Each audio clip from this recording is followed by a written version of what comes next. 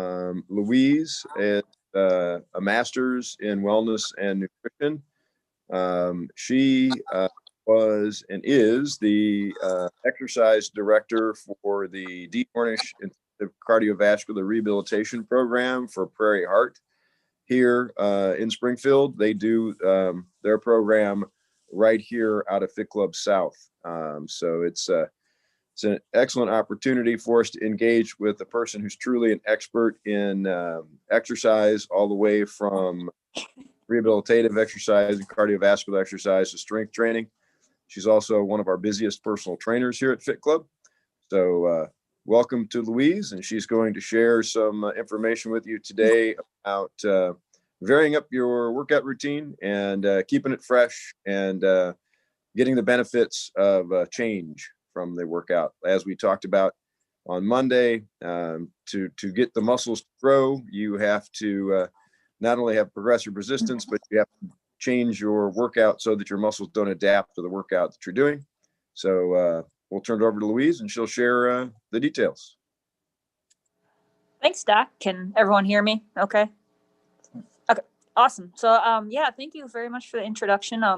It's nice to be here to kind of talk to you guys. Hopefully you guys can hear me through this mask there. So, yeah, I'm here today to talk about a little bit of how to, kind of change up your routine a little bit so your body doesn't get adapted to any kind of different program.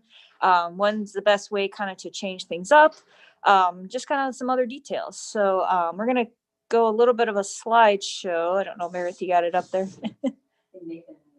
Nathan's going to bring it up. Nathan, you got the slide? Or if you want to make me cover this, I can do it. Oh, there you go. There you go, your host now.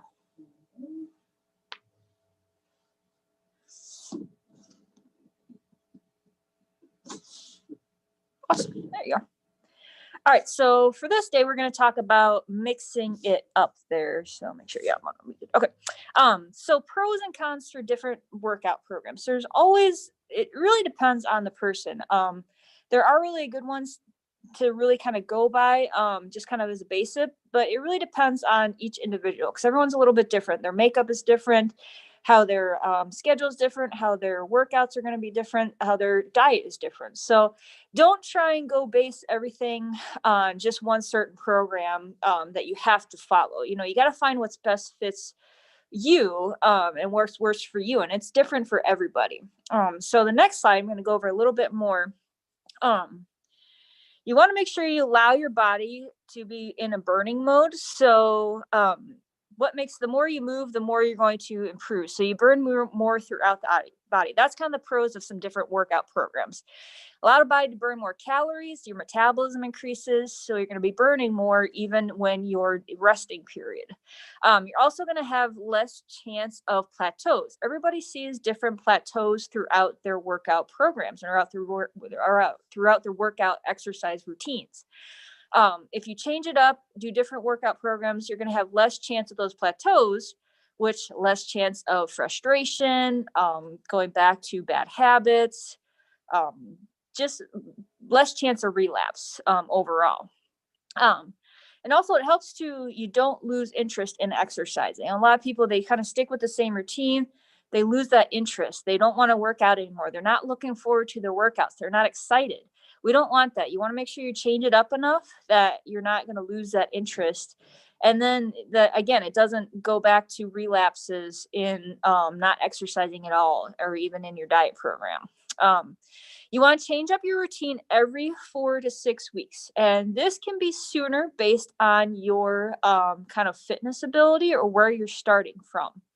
And there are different people out there that say maybe change it sooner, maybe change it later. Again, it kind of depends on who you are as an individual. Okay.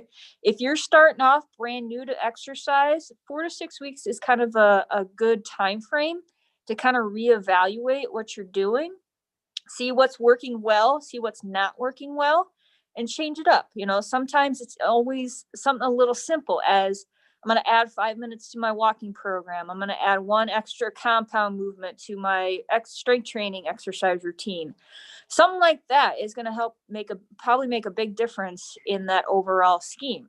So every 4 to 6 weeks, kind of just reevaluate, and we can help you that here with the us trainers. We can kind of help you reevaluate. You can do a weigh-in, you can do at home, you can do the in-body that we have here at the club. That's a good way to kind of see if you're gaining muscle, if you're losing body fat, if your water retention is good. So that is a good way to kind of help you keep on track. Okay. And again, like I said, for individuals that might be a little bit more advanced in their exercise routine, you might have to change it up a little bit sooner. Every 3 to 4 weeks might be the kind of the time frame that you need to change it up, because your body adapts a little bit quicker. Okay. You want to change it when you hit plateaus, like I kind of said earlier. And plateaus can be kind of different ways where you may not be losing weight anymore. Your exercise routine just doesn't feel quite right. Your body's going to tell you if it's not quite right. Your lifts might be failing. If you're doing more compound lifts, like a deadlift or a squat, you might be failing at certain weights that you might have done before. So you want to make sure that when you hit a plateau, you want to change it up. And again, it can be something simple as adding an incline to your treadmill, or you're running, or doing a minute sprint here in your walking program. Just little things can make a big difference. Okay. Because your body has adapted to that. And so you want to change it up a little bit. Okay. And again, I'm kind of getting ahead of myself, but simple changes can make the biggest difference. Like I said, just adding a few little things in your exercise routine or in your diet program can make a big difference. And all of a sudden you see that change that you want, that losing weight, that adding muscle, and it gets you reinvigorated, revived to continue the exercise program there. Okay. So the next slide, I'll take this quick drink here. Some different programs to avoid. Okay. So exercise programs that you cannot perform are one of the big ones that you want to avoid. Okay. So examples are sprinting with really bad knees, or box jumps with really bad knees, or an overhead pressing with shoulder issue. Okay. You have to listen to your body. Okay. And your body will adapt to different movements. So you want to make sure that you're able to perform all your different exercises with correct form and to the best of your ability. So, you kind of see those crazy, CrossFit workouts out there, and you're like, oh, I could do that. Try to avoid some of those, because especially if you're starting out new, you want to listen to your body, start off kind of smaller and adapt to there and kind of progress from there. Okay. Outrageously long workouts. Okay. Again, you think, all right, I need to burn so many calories, and so I need to do these 2-hour workouts. Not true. Okay. You get to a point where you see diminishing returns. Okay. And that's where your body's overtraining itself. And that could be usually, for different people, it could be, 45 minutes. Some people could be an hour. So it just depends on everybody's ability, everybody's kind of composition. If you do those outrageous long workouts, they can have some detrimental effects. You don't receive some of the benefits of those workouts. Some examples: you can cause a lot of fatigue, and then you could cause some big injuries. You also have a knee injury, and then you're not able to even work out at all, and then you're back to kind of where you started. So make sure you're finding a good amount of time that works best for you, and your body again will kind of tell you when you need to stop, and you need to listen to that. Okay. Don't try and push too far over, because again, it can cause some very detrimental effects, which in the long run will hurt you. Okay. Again, this thing could cause more harm than usually good. So some different things that can happen, you have decreased performance, you have longer recovery times, so that you have a longer period of time that you can do your workouts, or you have that you get your workouts in. So usually when it might have taken you 12 hours to recover, now it takes you 24 to 36. Okay. And that's less time that you get to exercise and perform in the gym. You can get fatigue and headaches, loss of appetite. And then again, it kind of throws your whole body composition off, which throws your whole routine off, which throws your whole goals off. Excuse me. So you want to make sure you're not causing more harm, or causing not as much harm than good there. Okay.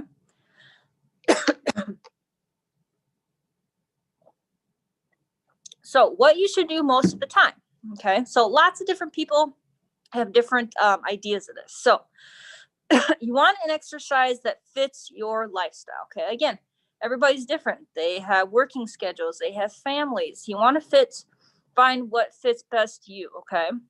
And that's going to help you in the long run, because the more you move, the more you want to, or the more you're going to improve. Okay. The more calories you're going to burn, the better sleep you're going to have, the better appetite you're going to have, the better you're going to, stay with your routines there. Okay.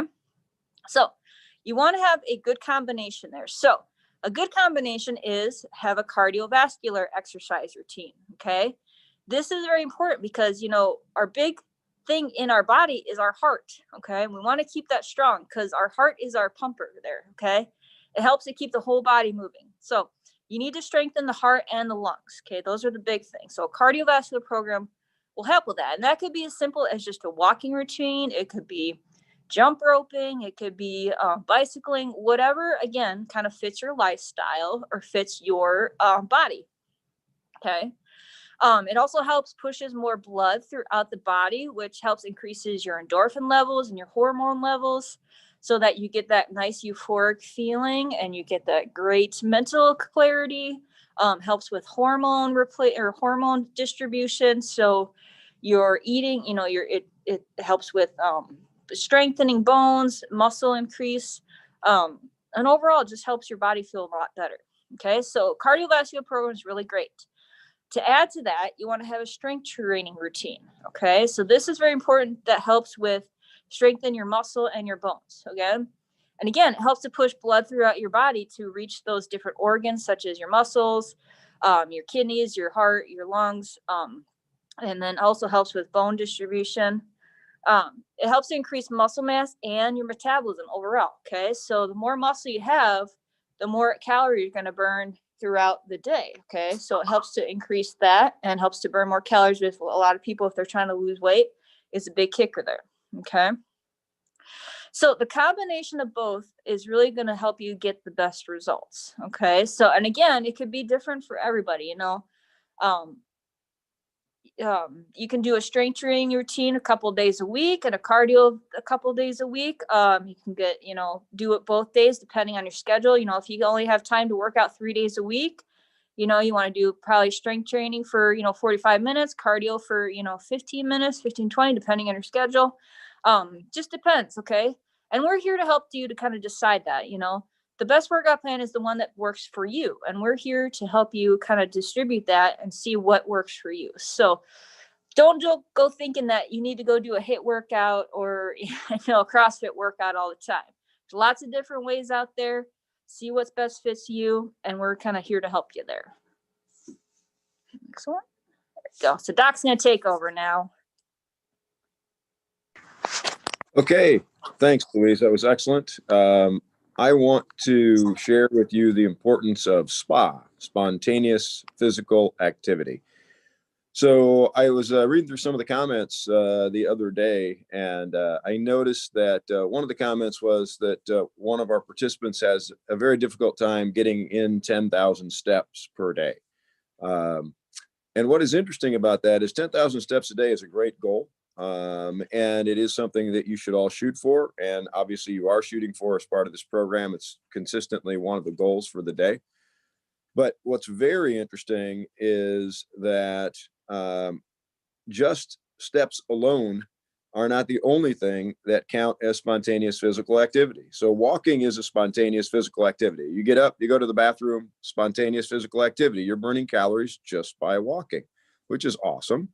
But the other very interesting thing is that, there are many other forms of spontaneous physical activity. For example, when you go to the store, park as far away from the door of the store as you possibly can, because you're going to end up walking further and getting more spontaneous physical activity. If there are stairs anywhere where you work or where you shop, Shields, for example, you can have the option of taking an escalator or the stairs. Always choose the stairs. Spontaneous physical activity. It's calorie burn without even having to think about it. All you got to do is make choices that force you to do things that make your body move, right?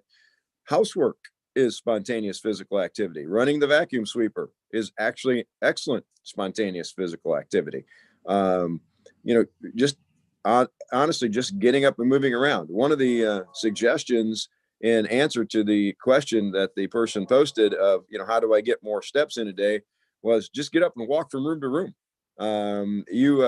Or like while you're watching a TV program, get up and just pace back and forth. You know, it's simple little things like that that make a big difference in your calorie burn throughout the day.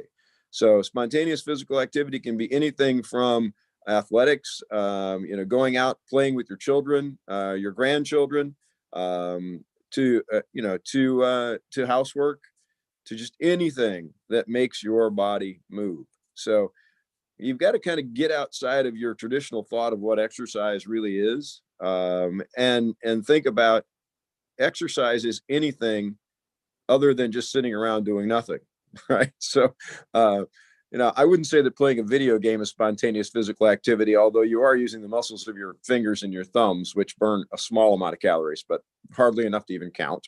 So you have to use the larger muscle groups to really make spontaneous physical activity count. So that's primarily your legs, but it is also your arms. But if you're doing arm movements, you want to do full arm movements, not just movements of the hands and wrists, so that you get some meaningful calorie burn out of your spontaneous physical activity.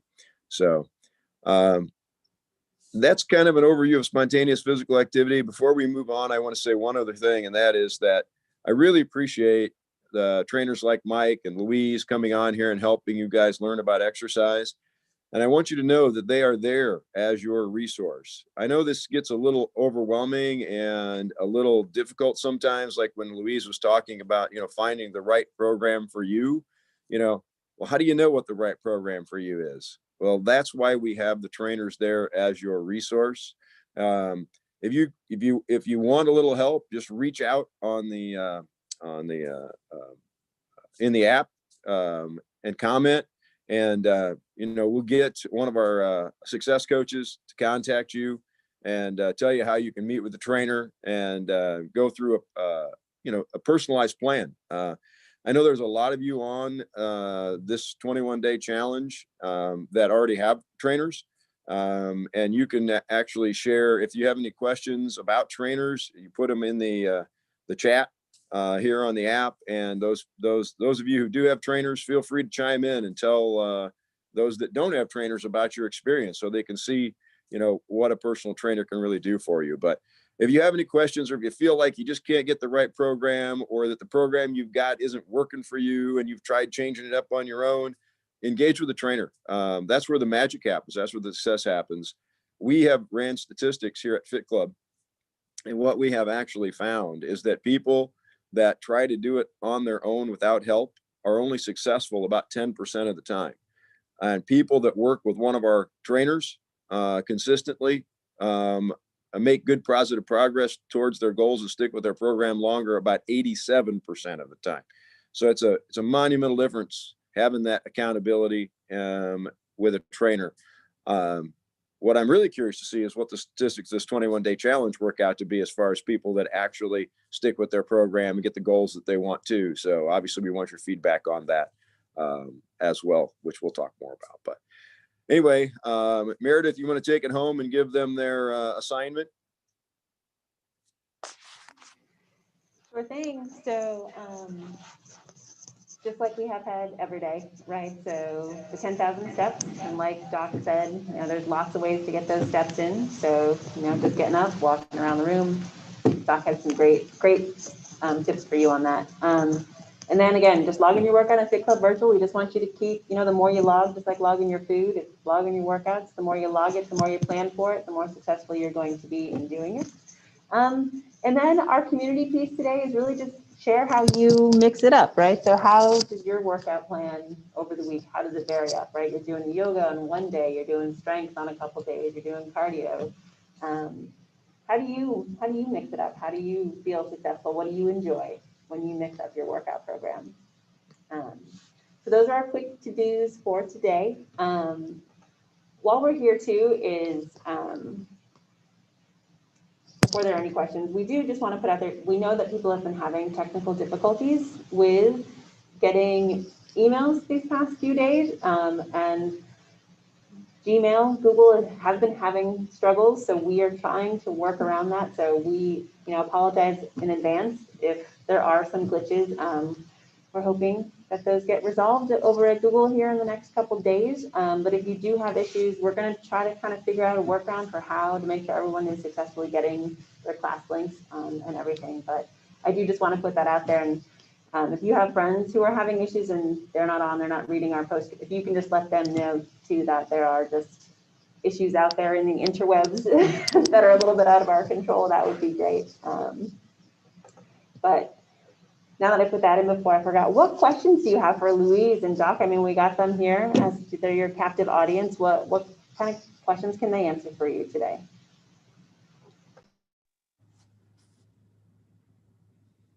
Come on, there has to be a few questions today. We did too good of a job. I think so. All right, well, if you can't think of any today, we always have the community posts in the app, of course, or emails. And like Doc said, if you want to talk to a trainer specifically, let us know. We'll get you in touch with one. But if there are no further questions, I guess we're good for today. Anything from anybody? Last call. Nina, I just saw you went off mute. Tiffany.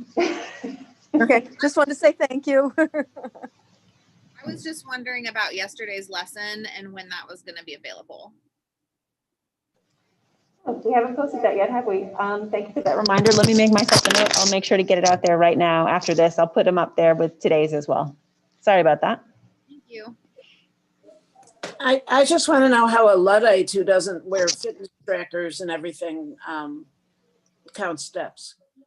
I mean, I can do it if I'm on a hike or something and I have my phone with me, it will count my steps, but I don't carry my phone around all day or ever when I'm just doing my normal life. Any suggestions on that? Or does the whole world have to own a fitness tracker? That's a great question. You can actually buy a little step counter that's very inexpensive. You go on the internet and look for a step counter. You wear it on your belt. It's old technology, but they're like under $10. So that's the old-fashioned way of counting steps. I've seen them as inexpensive as under $5 actually. So that's the really cheap, inexpensive way, sort of like I say, old technology way. If you don't have any of the smartphone devices, or you don't carry a phone around, or you're not wearing one of the smart watches or any of those kinds of things, or the wearable devices, then yeah, you can just go old school. Thank you. You bet. Before I got my Apple Watch, I also would just keep my phone in my pocket, and that way it would track my steps. It can be a pain because I don't always have pockets, but I know a lot of people don't necessarily like to carry their phone around all day, but if you do have a pocket or like a arm strap or something for your phone, it's an easy way to have it on you to count your steps, but not have to worry about keeping track of it. It's great. Thanks, guys. Any other questions before we sign off today? Thanks everyone for attending, and we'll be back with you tomorrow. Bye everyone. Thank you so much. Thanks, Louise. Thanks, Doc.